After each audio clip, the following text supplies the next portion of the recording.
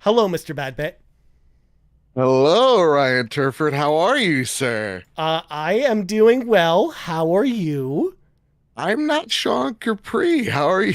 No, you're What's going not. on, Ryan? So, What's so going on? funny story. So we've talked about this on the show before, but Sean and I, of course, against the trophy room with Mr. Badbit and Kyle Yeah, Stevenson, we had this little fantasy critic thing last year, where of course the winner of the fantasy critic league would be able to hop on the other person's podcast and host that podcast. that's right. And we actually, of course, the Xbox Drive are the true winners because we actually won, of course, fantasy critic Numbers last aren't year. the So, numbers aren't the whole thing, well, that's what we're getting to. So Sean Capri supposed to make an appearance on the trophy room at some point. Yeah, But, I thought, to myself, well, Joe is actually really truly the people's champion because he didn't that's right. win with backhanded tactics or cheating or anything like that, like Sean and I did. Yeah, So as a result of that, I invited Joe, Mr. Badbit thank you. himself, the people's champion of the That's right. trophy room versus the Xbox Drive Fantasy Critic League, to hop on the Xbox Drive with me this week. Hop in the car and we're going to talk about things and stuff. Probably not going to talk about PlayStation at all, though. No, not and that's yeah. It's so strange. As I was typing out, I'm on an Xbox show tonight. I'm hosting it. Yeah. It felt strange. It felt wrong. But yeah, and funny enough, Ryan, just between you, me, and the thousands upon thousands of people listening, I was actually gonna let Sean host next week's show because Kyle's out to PAX. He's doing the 6-1 Indie mini showcase, which is gonna be fantastic.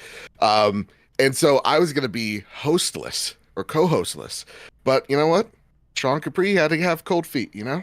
Yeah. Although, actually, shout out to Kyle Stevenson, of course, and the 6-1 Indie showcase that's coming up next week because I saw the trailer for it and whoo, Yeah.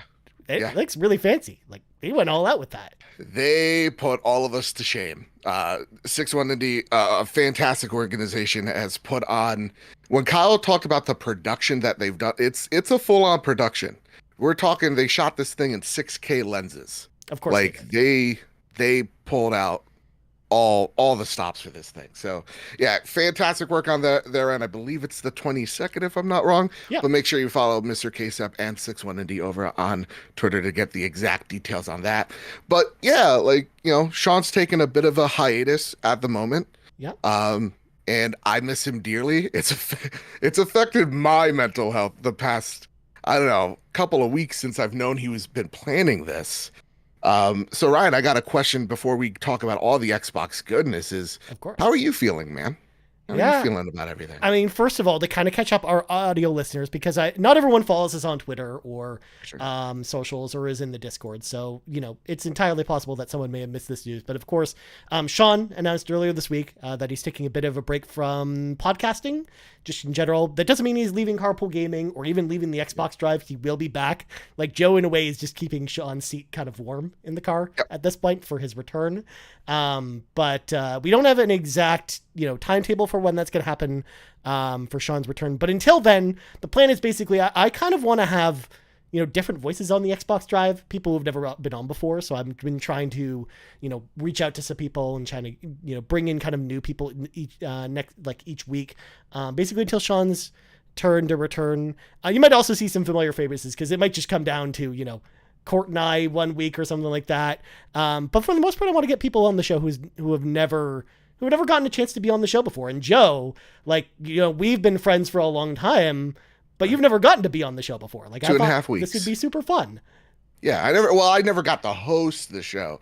And to me, when Sean, talked about his hiatus, first off, it's always important. Mental health should always come first. It's actually something when he told us about the news where I actually turned to Kyle and went, we need to start doing this for ourselves where it's okay to take a break. It's okay to take a little siesta a week or two to make sure we don't burn out, to make sure that we feel, like we're giving it our all because, I was there from September to December of last year of just being on the razor's edge when it came to content creation because the internet could be a little nasty. Mm-hmm. So, for me, I hope it puts into perspective for people who are creators, people who are, managing multiple things at once. It's okay to just take a step back and just reassess things. Take a step back for you and what you need to do going forward, So that, Sean was nice enough to help me out when I was starting the trophy room. So it's only fair that I do the same. I keep that seat warm for him when he comes back, hopefully sooner rather than later. But Ryan, it's time. Okay. It's time to get in the car. It's time to start your engines. It's time to join us on a gaming-filled road trip because you're listening to the Xbox Drive, a show where me and Rye Guy over here drive through all the news you need to know about the Xbox and Microsoft ecosystem. This week, Ryan, we're talking about Microsoft making big cloud moves. Diablo 4 isn't coming to Game Pass anytime soon. That's what they want you to. That's what they want to tell you. But no worries, because Ghostwire and Sea of Stars are coming to Xbox. All that and so much more. So let's get right into it. We already rolled the intro, Joe. We're already past the bawling point at this point. I said I wouldn't do it, but it's just so good. I know. We actually talked about it ahead of time. We were like, do either of us want to do the BAW? Like, do we want Joe, do you want to do the BAW? And we both were like, nah, we can't live up to Sean Capri. And then we did it anyways. Here's the thing. I will read anything that's on the show notes and I put in the BAW. And so there I am. You got wrong. That said, it's time. Listen, just like all road trips, before we start, right, we got to check the dash. So I want to know, Ryan Turford, what has been on your Xbox dashboard this week, sir? Well, it actually might be the exact same thing that's on your dashboard, because there's this little demo that came out this week, pretty much the night that we recorded last week. And that is the Resident Evil 4 chainsaw demo. Yes. Out right now. Joe, I played through the demo 12 times. Because there's a bunch of different, because I don't know if you knew this, there's a bunch of different secrets to find in the demo. And there's actually like a big walkthrough that actually compiles a lot of them, including there's like a cheat code to access an alternate mode for the demo. Like there's all kinds of crazy stuff that, Capcom did with the Resident Evil demo. And of course, Resident Evil is one of my favorite franchises. So of course I was super excited to jump into the demo for RE4, which of course is just the village section from the beginning of the game. But I love just seeing all the different changes they made to Resident Evil 4, because it's not just the same experience as, original Resident Evil 4 in the same way that they did it with Resident Evil 2 and Resident Evil 3. I think combat wise, it's the most similar between those three games. Obviously between, Resident Evil 2 and 3, those of course were going to be very different from their original counterparts. Whereas 4 feels similar in the combat. Of course, there are little differences that we can maybe get to later. But I love the way that they changed up, first of all, the setting at the very beginning of the game, how it's at night instead of in the morning, or just even some of the areas in the village itself. Like if you go up to the clock tower, a lot of times my strategy would be like, I'll just go up to the clock tower and just hang out there, shoot some guys from up there. But the ground like just breaks on you when you go up there, so you can't do that. So for me, I'm not a huge. Let me step back even the first word in. I like Resident Evil a lot. So I got in through Resident Evil 7 when it went first person. That's my first ever Resident Evil game. But my first game that got me into survival horror was Dead Space. And with the Dead Space remake this year currently being my game of the year, I was looking for that level of polish with the Resident Evil 4 remake. And I feel like first off, I think they both shake each other's hands, like it's a tag team of excellence in both remakes, but for different reasons. Like, Dead Space does fix a lot of mechanics that needed to be fixed, especially when it came to like the zero grav stuff. Mm-hmm. But Resident Evil 4 remake is more of little refinements to the core system. And it's more of the little things. So the thing that I've noticed, other than it being beautiful, I played this on PlayStation. Boo, Jim Ryan, he sucks. I mean, Joe, just so you know, I also played it on PlayStation.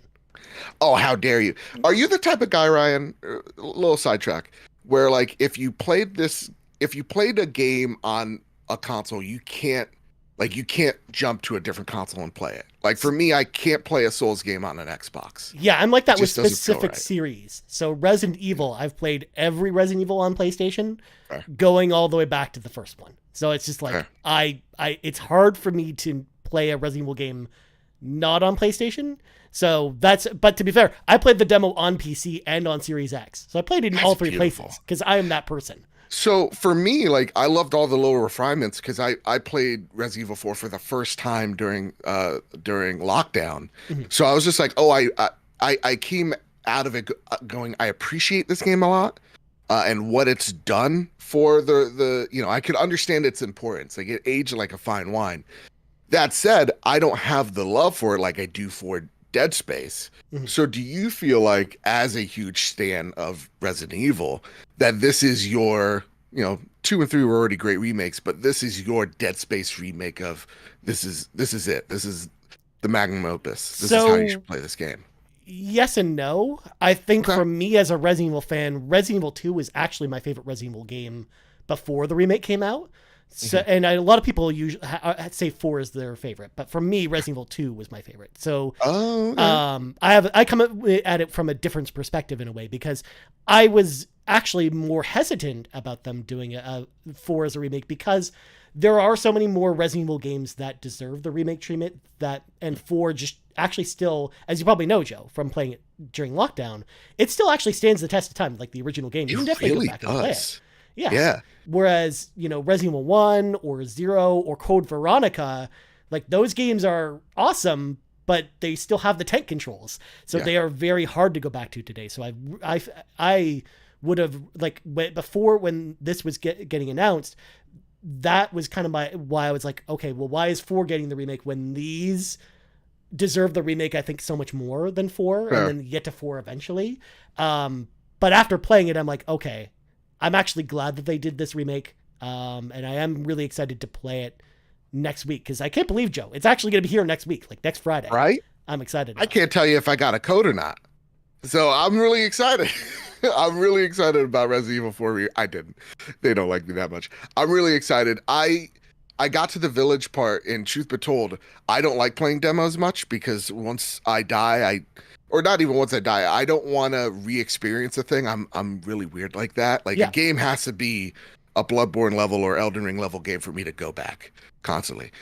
So for me, I don't like treading the same thing over and over again. But I played it once. I died 3 times during the village section because apparently I suck way more at stealth than I thought I did. And I was just like, okay, I'm putting this down. So far for me, this is definitely a day one buy because it is all the little refinements. Like no more QTEs, more than like, your little dodge and parries that you have. I really like the clean UI as well from it. There's not a lot in your way or in your face. So honest to goodness, Resident Evil 4.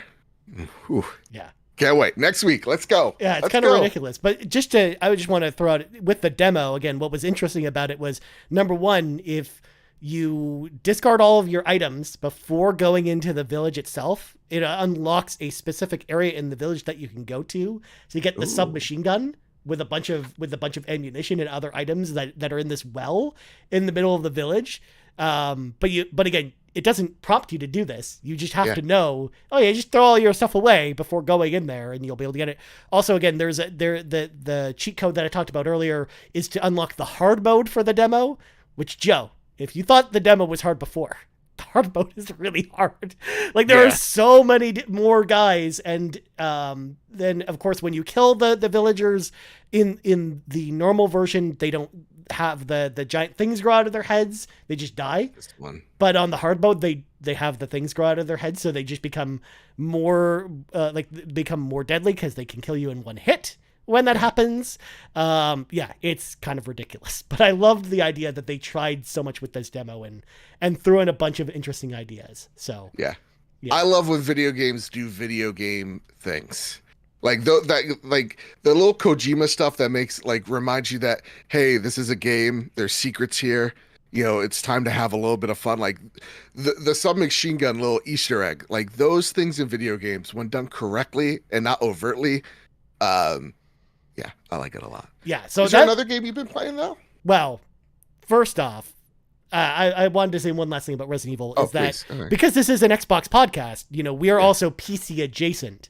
And this is the very first game since I bought my brand new gaming PC where a new game that's just coming out looks much, much better on my new PC than it does on console. Nice. So I'm just like, I'm kind of, kicking myself because I have the collector's edition for Resident Evil 4 coming, but I got the PlayStation version and not the PC version. And I'm like kind of kicking myself because I'm like, man, that could be fun to play on my PC. Because then I could actually play with my DualSense controller on my PC, Joe, and it'd be like the PlayStation experience. But just the only problem is it'd have no trophies. So that's the only downside. But then I also, got inspired by playing the Resident Evil demo, Joe. So I went back and played Resident Evil 1, 2, and 3 this week as well. Like beat all 3 of those games because they're not very long. Like you can beat them in a few hours, especially Resident Evil 3. Like you can think about your heart, Ryan. Think about your heart. Yeah, they're not that scary though, Joe. Come on. I mean, getting chased by a giant alligator isn't really that scary. So I guess when you're large and in charge like myself, any jump scare you think could kill you. You know? Yeah, that's true.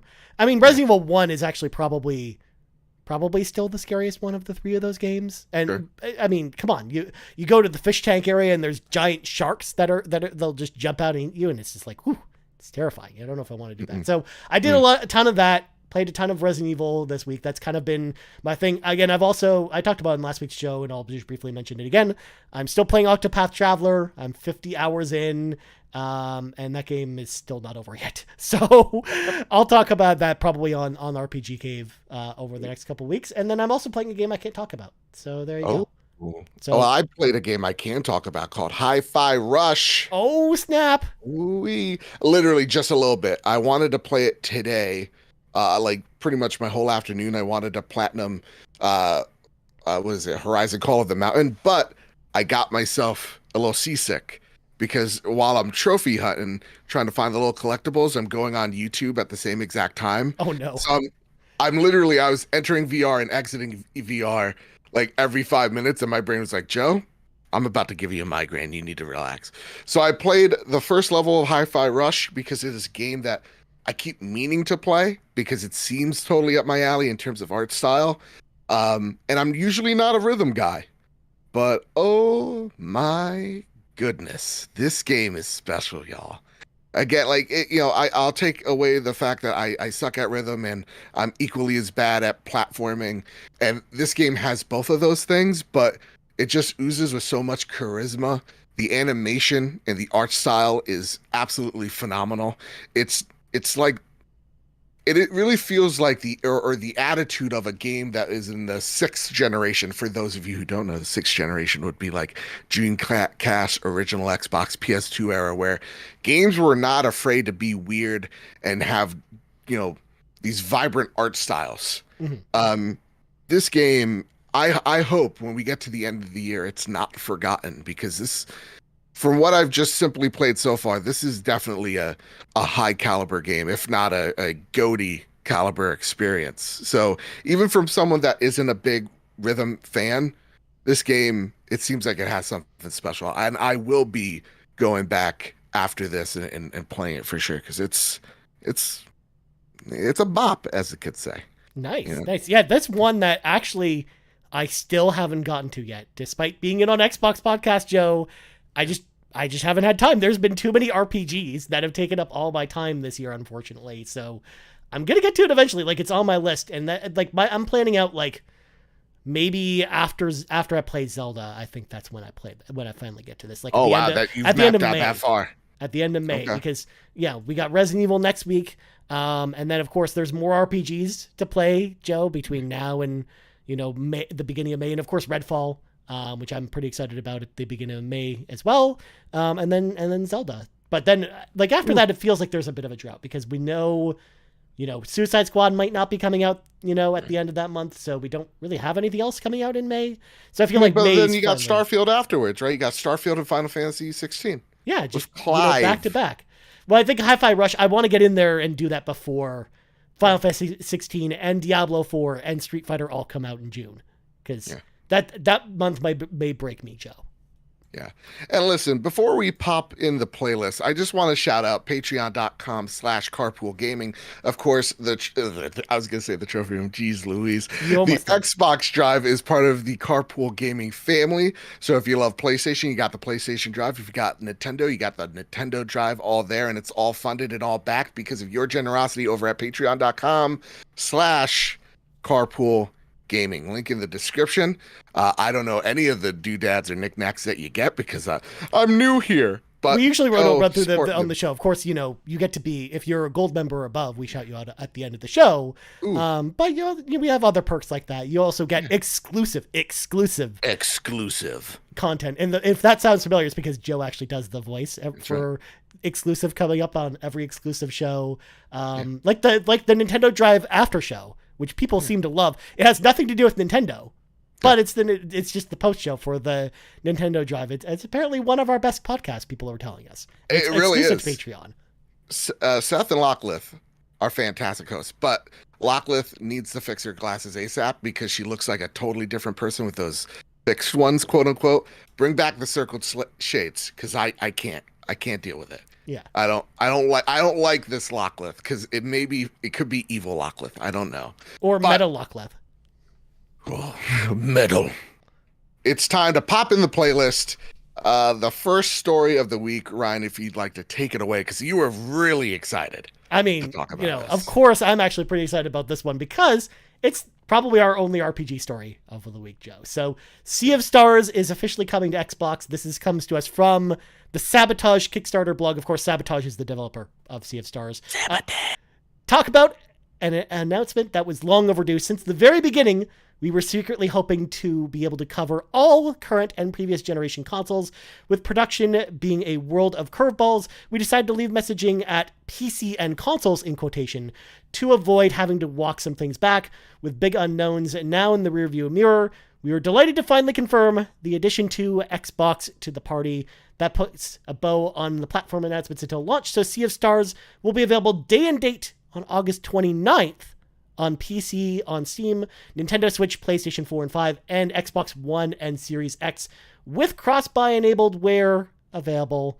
Oh, and there's also a playable demo coming to Xbox sometime later this year. So Sea of Stars, of course, for folks that don't know, made by Sabotage Studios from Quebec, Canada, of course. They're from just Quebec City, Quebec, here in Canada.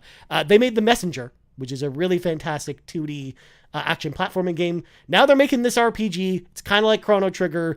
It looks amazing. Coming out on August 29th. It was confirmed for literally every platform except for Xbox before, Joe. Yes. But now it's coming to Xbox, and I'm actually so excited for this. So what do you think? Because I know you, even though you don't love RPGs, I feel like I know that Sea of Stars is one of the ones you're keeping your eye on, right?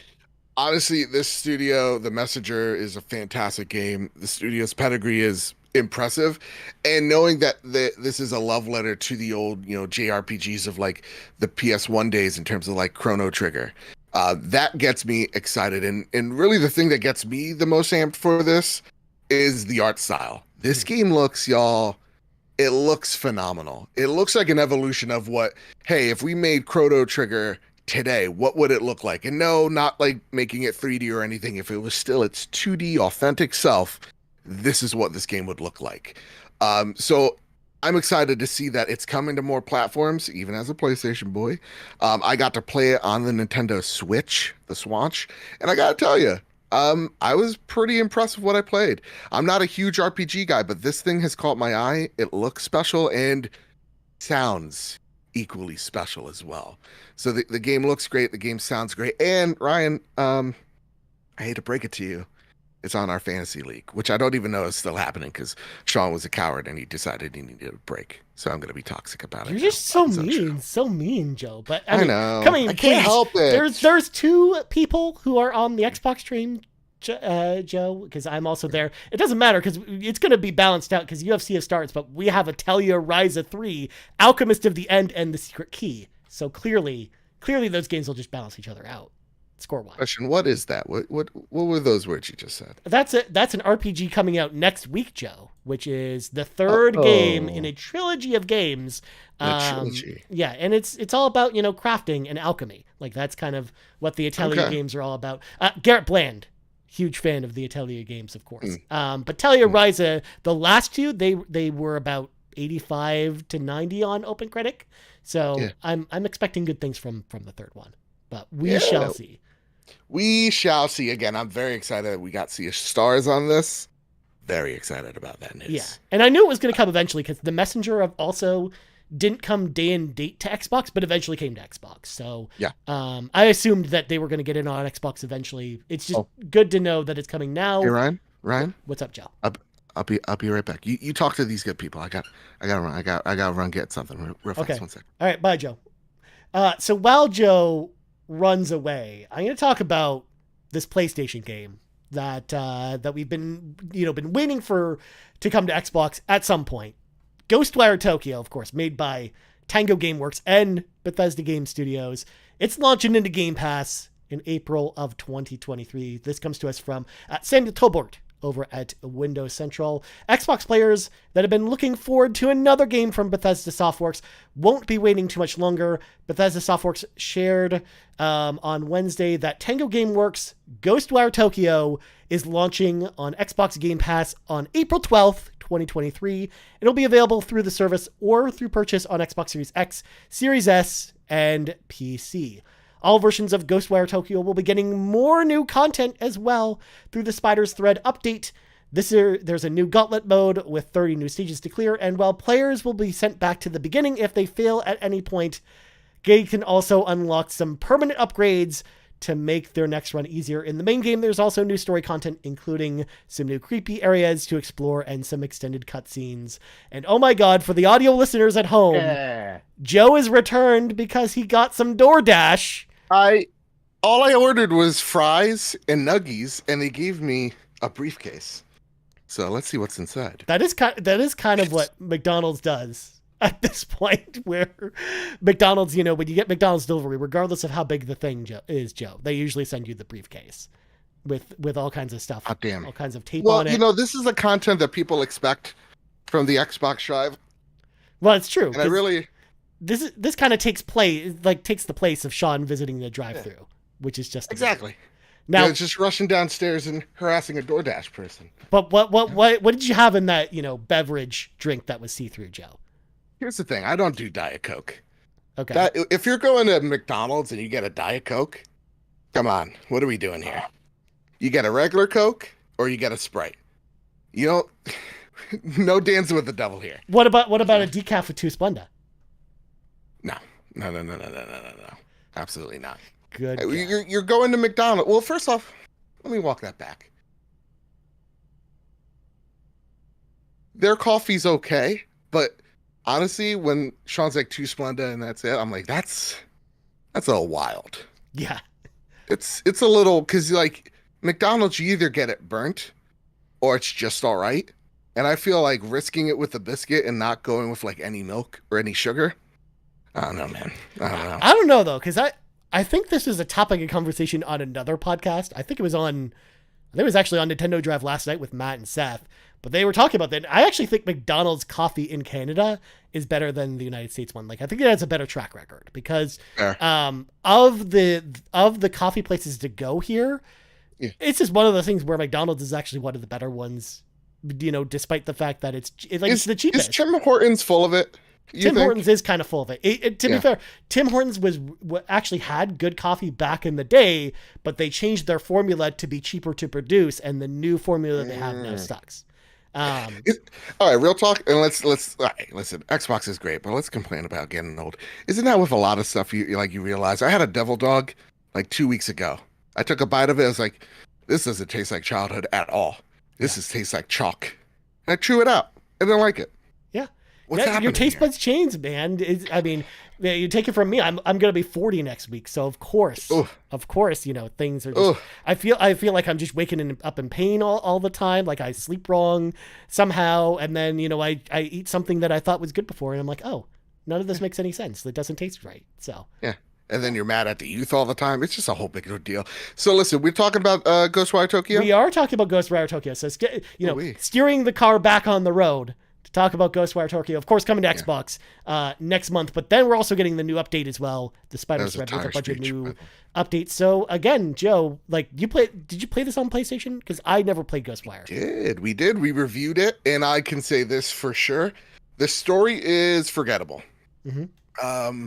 I believe you can choose English voice acting, but I chose not to because if my memory serves, it wasn't the greatest. But Kyle platinumed it, and I like what he kind of summed it up as. It's really fun combat with some average traversal that could get aggravating in certain points, and a story that is very forgettable. So you're in it for really the moment to moment action, mixing it up with all the different spells that you're casting. It was actually a really good like mage simulator, Mm-hmm. if anything. So really cool that this is coming to Xbox. Really cool that it's getting a new mode. Is this reason enough for you to jump in and try it, right, guy? Well, I mean, it's on Game Pass. So, Yeah.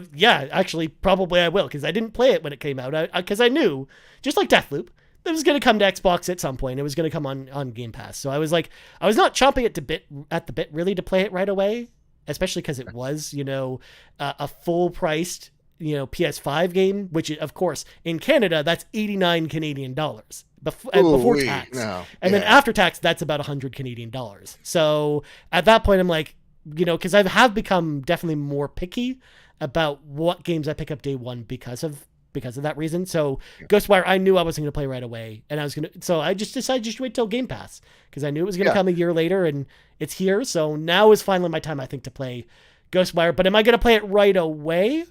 As I talked about before, probably not, because I'm still going through so many other games.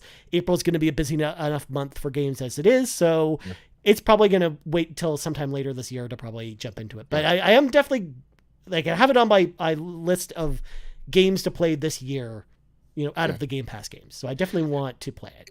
It's definitely a Game Pass game, and I know it gets like a bad rap, but like this is a really fun time sink that you could get into.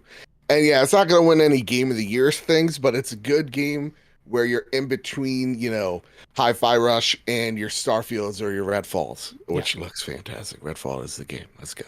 Yeah, it's going to be good. Yeah. Let's talk about this thing right here. This is You this mean is the very linchpin interesting. I've seen the to past few days. The deal, the Activision Blizzard deal. Doing the thing. We're going to talk about it. We're going to do this. Yeah, that's true. So Microsoft announces a 10-year partnership deal to bring Xbox games to cloud service Boosteroid. This comes to us from Austin Proven over at Xbox Era. Microsoft is continuing to sign deals to bring games to other platforms in the shadow of companies pending Activision Blizzard deal.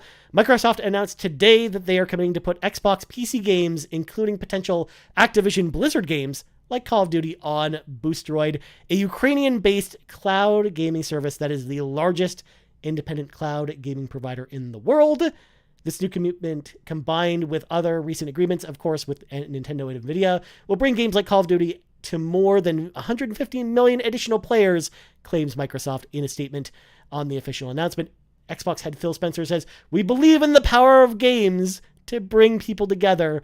That is why Xbox is committed to give everyone more ways to play their favorite games across devices. Bringing Xbox PC games to Boosteroid members, including Activision Blizzard titles like Call of Duty, once the deal closes, is yet another step in realizing this vision." So, Joe, first of all, number one, sir. Did you even know that Boosteroid was a thing that even existed? Because I didn't. I was today years old, my friend.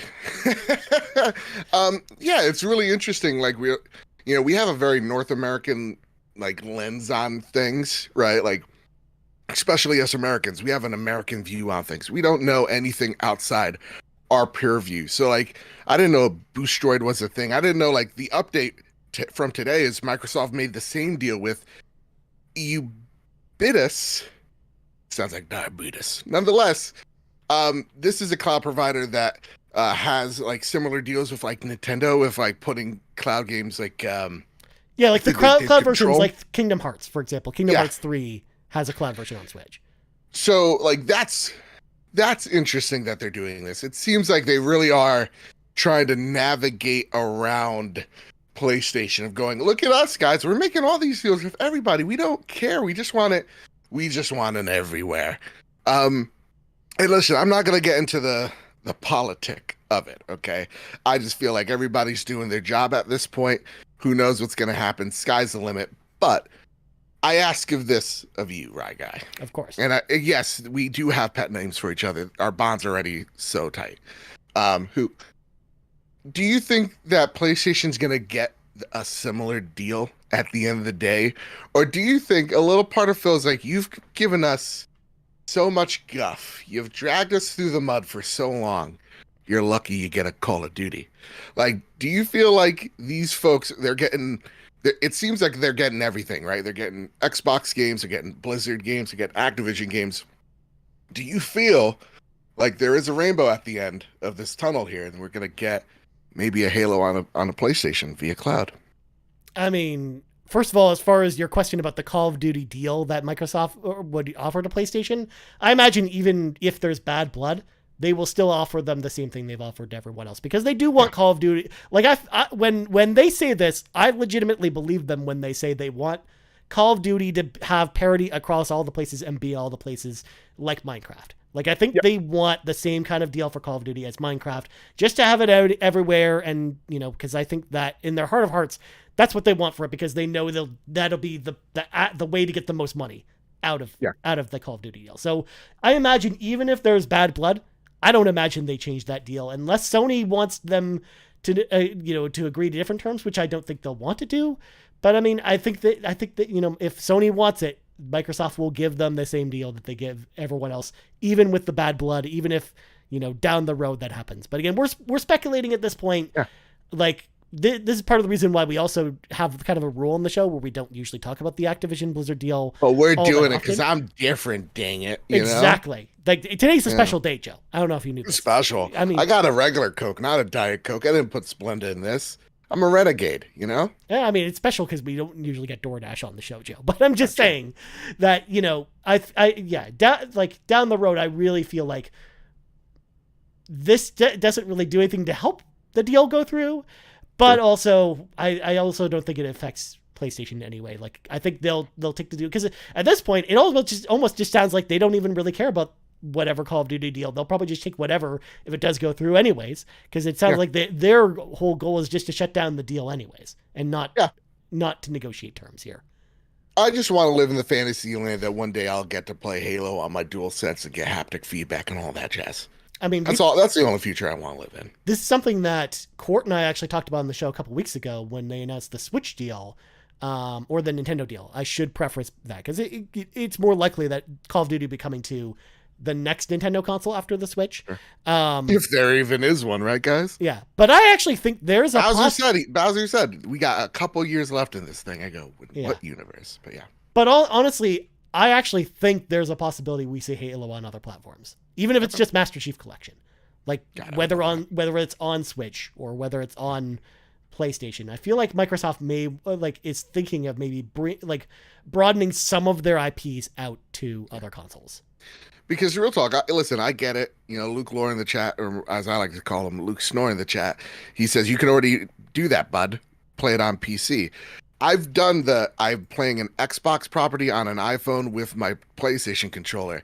Now I want to just play an Xbox property on my PlayStation because I just want to break walls, I just want to live in that fantasy world. It's going to be great. One day I think that's going to be the case. But until then, we just got to be bummed because Diablo 4 ain't coming to Game Pass. Oh, that was a seamless transition right there, Joe. I know. Yeah. So good. At least for now. So in quotation, no plans for Diablo 4 coming to Game Pass, says series lead. This is according to Andy Robertson over at VGC.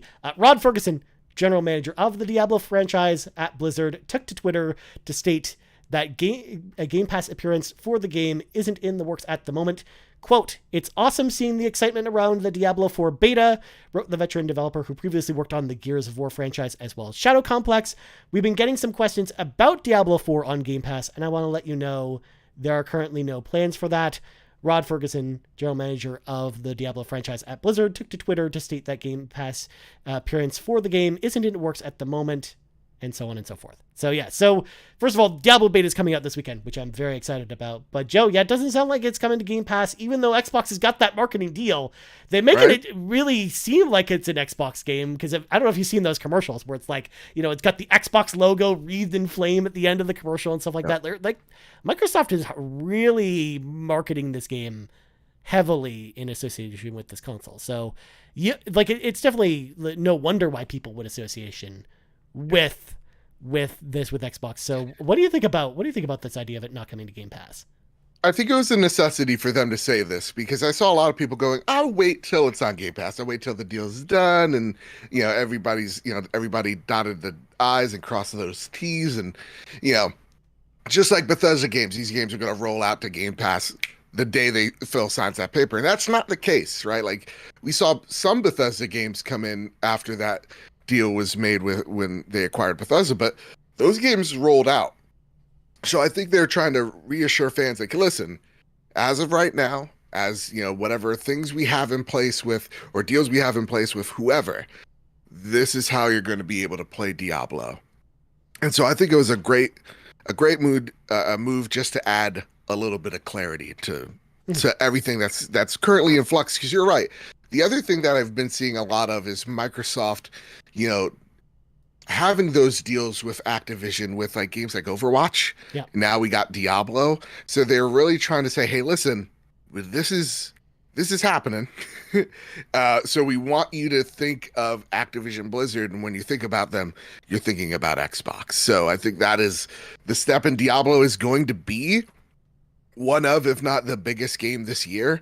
Currently my most anticipated game this year. They want you to know where you can play it. That is on Xbox. But I think once this deal does get signed and those deals get made, you'll be seeing a whole bunch of Blizzard IP coming in and populating Game Pass. I still think, and I think, I also heard a couple other podcasts talking about it this week, but I think ultimately, as your Game Pass subscription, you're going to get a subscription to World of Warcraft. You're going to end up with, Blizzard PC games like StarCraft remastered and stuff like that on there as well. And I think, to Sean's point in the chat, because Sean also says like, it's coming, count on it. I'm like, yeah, Diablo 4 will be in Game Pass, I think, eventually. It won't be day one, but it'll be there eventually. It's too soon. There's no way they'd be able to get that done in time with the deal kind of closing then. Like even then, they can't really start making changes probably till the end of the year. So I imagine like the earliest we'd probably see Diablo 4 in Game Pass is like end of this year or early next year probably. Or maybe they time it with an expansion, because we know there will be an expansion for Diablo 4 like there is for every Diablo game. And maybe they time it with like the next expansion release or something like that. Fair enough. Hey, listen, there's a deer in the road. Let's slam on the brakes because we got some breaking news. The deer is safe. Everybody lived. Except for Luke Lore. He was projected out of the window. Oh, anyway, no. I know. Rest in peace, Luke Lore. Here's some breaking news. Neon White gets a Xbox rating on the ESRB website. Ooh-wee. Sean's game of the year right there. One of my favorite games of last year. Coming to Xbox. Probably Game Pass as well. Yeah. But let's stay tuned on that. Here's a little bit of breaking news as well. Valheim coming to PlayStation 5 or Switch? Probably not, as it's currently on PC and Xbox at the moment. But I wanted to shout out Luke Lore. Again, rest in peace. Let's have a little in memoriam right now. Just a moment of silence. All right, that's enough. That's all he deserves. He did a great interview with the developer where they clarified right now they only have their sites on PC and Xbox. No other platforms at the moment. Valheim is a huge survival game that so many people love. Have you played this, Ryan? No, it's on PC, and I mean, to be fair, I just hadn't really had a chance to play a lot of PC games until my new PC came in last month. But Valheim's just one I haven't gotten to. But I also I'm not really like a survival person. Same. So I'm just not really into games like this. So it's once you give me a food meter and a poop meter, I'm kind of out. Yeah, I don't really. Like, I don't really. You gotta drink water. It's like, I don't need to be reminded. I got this Coke. Yeah, I mean, even when they added those modes to the hard mode in Fallout 3, I'm like, yeah, no, I'm good. I don't ever need to play this mode at that point. But again, to your point, shout out to Luke Lore and the Xbox expansion pass for having this cool interview, and of course this story being picked up all over the place. So shout out to Luke and Captain Logan as well, who's also in the chat. Shout out to them. All right, that's enough of that. let's pop open the trunk. Let's see what games are out this week on the good old Xbox Game Pass.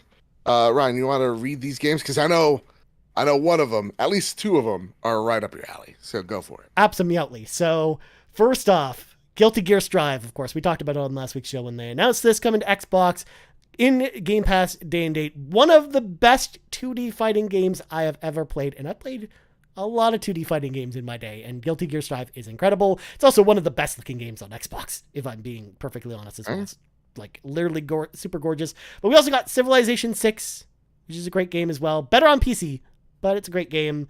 Valheim, of course, as we just talked about, game preview on console. Ni no Kuni 2, Revenant Kingdom, which is like a more of a strategy game more than anything.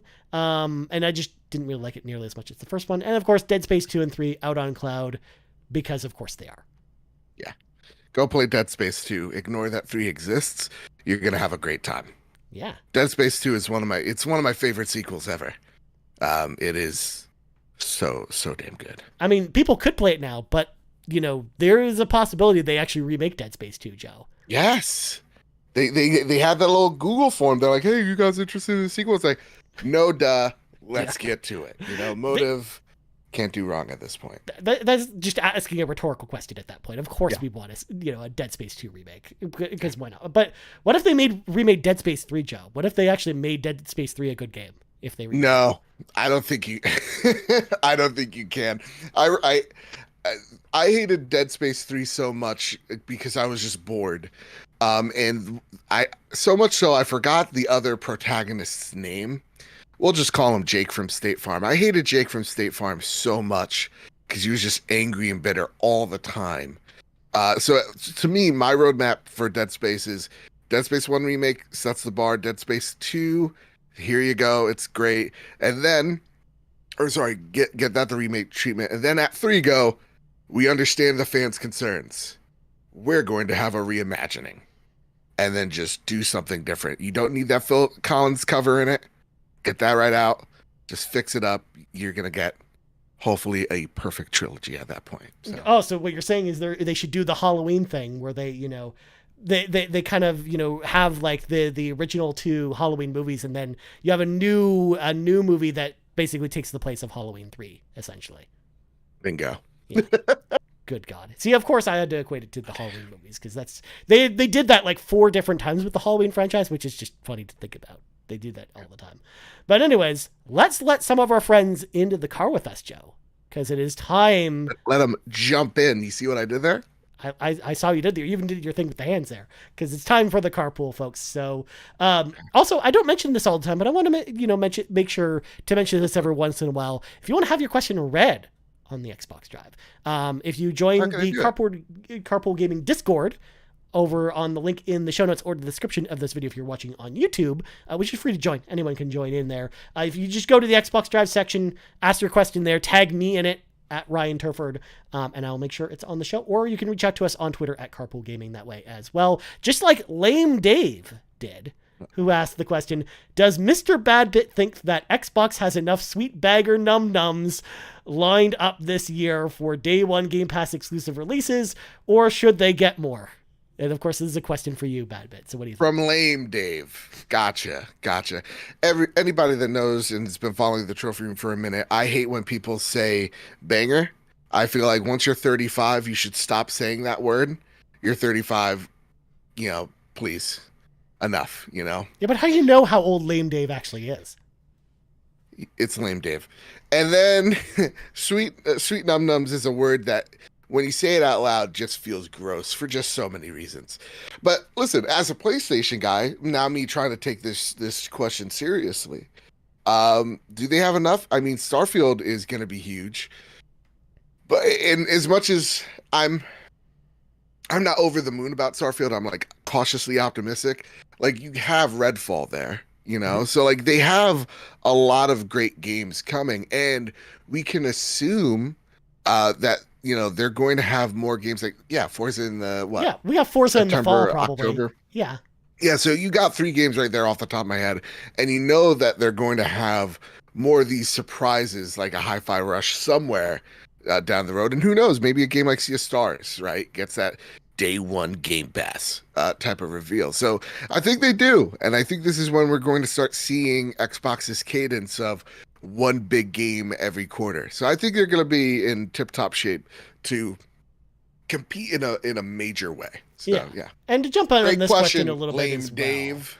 To jump in real bit, quick, like because I think you made some good points, and ultimately I think this tees them up nicely for 2024 as well. Because even if Hellblade 2 doesn't come out this year, like Sean and I kind of think, because we talked about that on the show before, even if it comes out next year, I think that's going to be kind of like an earlier in the year title for them. Plus Forza Horizon 6 next year, and then potentially Fable maybe comes out next year, or Perfect Dark, like one of those maybe comes out next fall, and it's the big fall game.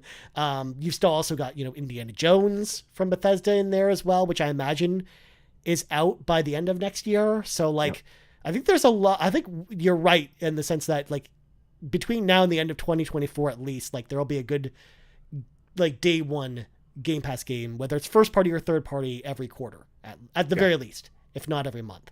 I mean, at that point, they have Activision, they have Blizzard, and Bethesda, and those publishers usually do put 2 to 3 games out every year. So to me, we know there's going to be a Doom somewhere there. Yeah. Wolfenstein has to be somewhere. Indiana Jones. So like, there's so many things that they got. What's the coalition working on? Things like that we can kind of point to and go, okay, now we have this kind of huge library of studios, let alone games, that we're going to see a lot of stuff come out in the next 2 to 3 years, especially. Yeah, absolutely. All right, next up, Nagachaka asked the question, who is the best looking Xbox Drive co-host who actually used to drive while also podcasting, and why is it Sean Capri? I mean, that's kind of the default answer, because you threw it in there driving, and it's just like, well, Joe and I don't drive. No. Actually, I don't know if you drive. I drive. Yeah, humble brag. Toyota Corolla. Yeah. I mean, best looking Sean runs, I always see him like his Apple Watch figures, Yeah. I'm just a fat middle-aged guy or whatever that mean review said to me. So like, it can't be me, but I got a lovable smile. Look at this. Yeah. I mean, it's one of those things where I feel more inadequate when I'm next to Sean and Court and Matt, because like they're all very handsome looking fellows. Well, okay, Court throws you off because the way he takes pictures is deceiving. That's true. First off, I see that he's in Disney World and Orlando, Florida with his child, right? Yeah. It could be a stunt double. I don't know if that's his kid. But he always takes photos in this angle that I think there's something off of Court. Yeah, but I've met Court in person, so I know. It's not that deceiving. Like the one of the reasons why I'm afraid to lose weight is because I'll have like a big giant head, because that's what usually happens. I think Court Lalonde has a giant head. I mean, actually, we talked about it on our PlayStation VR review, bad bit, but all three of us, like I have a big head, Court has a big head, Matt Swinski has a big head. So I think he's just a giant bobblehead when we meet him in real life. Yeah, that is kind of how that works. But he's a very handsome looking fellow. You can't look at him for too long. I mean, I get lost in his eyes. Sure. Yeah. Well, have I thought about my life together with him? Yeah, sure. Shut up. Jesus Christ. Next question, please. Next question, and this is actually a question just for you. So this comes to us from Blaze Knight, who asks the question, Joseph, what are some of the best Souls-like games on Xbox that are not from FromSoft? You got me beat there, friend. I don't know. I mean, Wulong's pretty darn good, right? Mm-hmm. But I would say, like, when it comes to like FromSoft, you also kind of throw in Team Ninja with again Wulong, but like Neo, and PlayStation really has that area kind of on lock for them. Yeah. But a game that takes inspiration from them that is great in its own way is definitely what is it? Jedi Fallen Order. Yeah. That game's terrific, and it really blends a lot of ideas from other games, but the combat especially from Souls. So that one is what the kids call a banger. Yeah. And I will say, just to hop in this a little bit, because I do know the ecosystem on Xbox pretty well. I will say the other game that I will recommend is Code Vein from Bandai Namco. Yes. That's actually like a really good option. And that's available on everything, including PlayStation and PC. But I think that's one of the better, Souls-like game as well. So I definitely think that that's like a good option as well. If you're Ooh, someone in the chat said The Surge. yeah, that's true. All right. I mess with The Surge. Yeah. All right. Last question of the week comes to us from the Muffin Mon, who asked the question, what is the series you guys tried once randomly, fell in love with, and then went back and played as many games in the series as you possibly could? So to give Joe time to think about this question, the answer I actually came up with this one, which is actually like the most Ryan Turford answer ever, is the Persona series. Because the Persona series, believe it or not, was not a series I was really into or a series that I really tried all that often. You know, when you look at that series, you're like, oh, I'm probably the target audience for the Persona games. You know, they're anime-like, they're turn-based RPGs. Of course, you know, someone like me would be all over them. But no, it wasn't until Persona 5 came out, and it wasn't even right away. Like, I walked into a Future Shop, not a Best Buy, a Future Shop one day, back when Future Shop still existed. Joe, the Future Shop is basically Canadian Best Buy before Best Buy. Oh, okay. And owned by the same company, of course. So I was walking around a Future Shop one day, and I saw the collector's edition for Persona 5 just sitting on a shelf 6 months after the game came out. So it just happened to be there. I knew that it was really expensive, but just because I know Atlas, collector's editions usually go for a high price. So I was like, oh, I'll just take this home with me, and maybe I try it out and just try Persona on a whim, and then maybe get into that way. And so I took it home. I even kept it sealed for 4 months before opening it, and then I tried it out on my PlayStation 4, and I couldn't get enough of it. Like I love Persona 5, of course. It's one of my all-time favorite games. So of course that inspired me to the point of Kevin's question, to then go and basically scramble to find all the other old Persona games so I could play them all kind of like in this big long marathon. And that's what I did. And just really found myself enjoying them. And of course now I'm like a Persona super fan, where now I can't get enough of the Persona games, and I just patiently am now waiting for Persona 6 to come out. So I think for this question, I think that's probably the best example for me. But what about you, Joe? What do you think about this? I mean, the easy answer is Bloodborne got me into From Software, and immediately after beating Bloodborne on PS4, I went to Scholar of the First Sin, Dark Souls 2, right? Is that what it's called? Yeah. Mm-hmm. Immediately disappointed. And then I was like, oh wait, I also have Dark Souls on PC, and I played it on PC with my DualShock. So that, dodged that bullet there. And then I went to Dark Souls 3, and I mean, it's like the rest is history. So like, I have platinumed Bloodborne. I need to go to Dark Souls 3, but like Sekiro is to me one of the most, it's a perfect action game. It's one of the best rhythm games as well. Platinum that. Elden Ring, I have the platinum twice in it because I loved it so much. I had to beat it twice, actually 6 times. So From Software is an easy one. The other one is Sucker Punch. I loved Ghost of Tsushima so much, I went back to all their other previous games. So Ghost of Tsushima is also one of my favorite games of all time. But I'm not usually also the type of guy that goes, oh, for example, like I love God of War, but I'm not going to marathon those games. Yeah. Right. In anticipation of the big release of like Ragnarok or something. Because then I'm going to tire of those games by the time I get to Ragnarok. So like, to me, I'm actually not that type of person. I try to kind of divvy up my experiences so that it doesn't feel like everything's a blur. Yeah. I definitely am that type of person too, where I don't, it's actually just a testament to how much I enjoyed Persona that made me want to do that, because I'm definitely like you, where I don't want to play the same series like in a giant row like I did this week with Resident Evil. But it's just one of those things. I could not do that at all. Yeah. The difference with those is I know they're very short, where I can beat those games in an afternoon. And they're not like a time investment. So, and just like how sometimes I'll just decide, just for the heck of it, I'll just play Mega Man 1 through 6 right in a row. Just cause. Damn. I mean, that, it's 5 or 6 hours you can devote to playing all 6 of those games. But either way, sounds like we got 2 really good ideas there. But Joe, I think that's going to do it. This week's episode of the Xbox Drive. But before we go, Joe, first of all, thank you so much for stepping in. Of course. I really appreciate you jumping in this week with me, my friend. Where can people find you on the internet? Ooh, you can find me over at Mr. Badbit on Twitter, where I have some fun takes and some bad ideas from time to time. You can find my show at PS Trophy Room on Twitter, and you can find the show, The Trophy Room, a PlayStation podcast made by the players for the players, where each and every Thursday, me and my best friend Kyle talk about the latest, the greatest in all things PlayStation. You can find The Trophy Room wherever you find your podcast service of choice, whether that's on Apple Podcasts, where you can rate us 5 stars to get entered to win Resident Evil 4 Remake on the 22nd, or Spotify, Google Podcasts. We even have a video version over at The Trophy Room on YouTube. And before I go, of course, much love to my brother out there from another mother, Canadian mother, Sean Capri.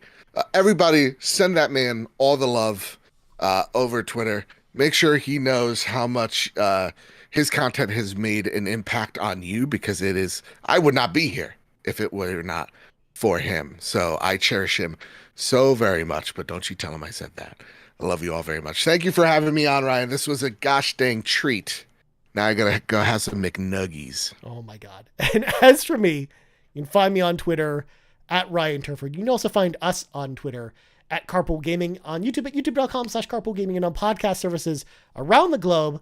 So for Mr. Badbit, I'm Ryan Turford. This has been episode 282 of the Xbox Drive. That's a palindrome, folks. And of course, we're only 18 more episodes before episode 300, and we're out. Ball. Where's the button? Ball.